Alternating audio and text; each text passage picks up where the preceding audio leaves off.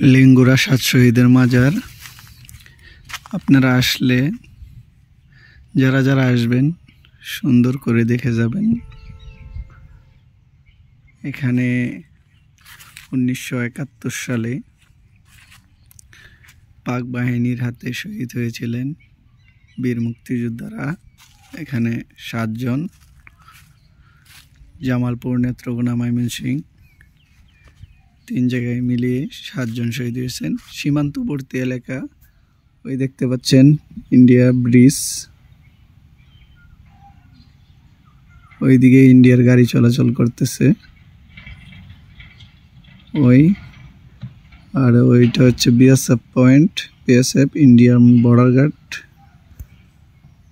আর এই নদীটা মূলত ইন্ডিয়ার ভিতরে পড়েছে,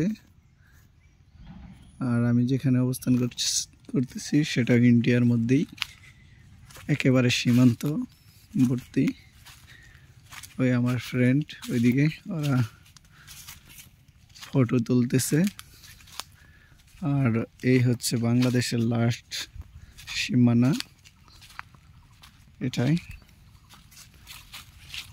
সম্ভবত 1122 নম্বর পিলার।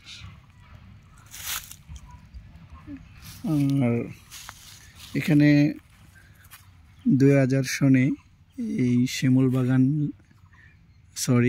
মেহগনি বাগান লাগানো হয়েছে, আর এটা সংস্কার কাজ করা হয়েছে 2000 সনে, প্রায় 25 বছর আগে। আর এই নদীটার নাম গণেশ্বরী নদী। এটা একেবারে সীমান্তবর্তী এলাকায় উপস্থিত।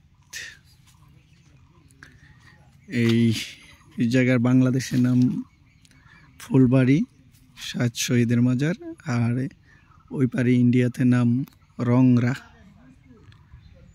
ইন্ডিয়াতে রংরা থানা প্লাস গ্রাম রংরা। আর এটা হচ্ছে তাদের বর্ডার রাস্তা। আর ওই পিছনে যে বাড়িগুলো দেখা যাচ্ছে কারেন্টের পিলার, ওটা হচ্ছে তাদের পিডব্লিউ রোড, বড় রোড। এই হচ্ছে লিঙ্গুরা সীমান্তবর্তী এলাকার সৌন্দর্য।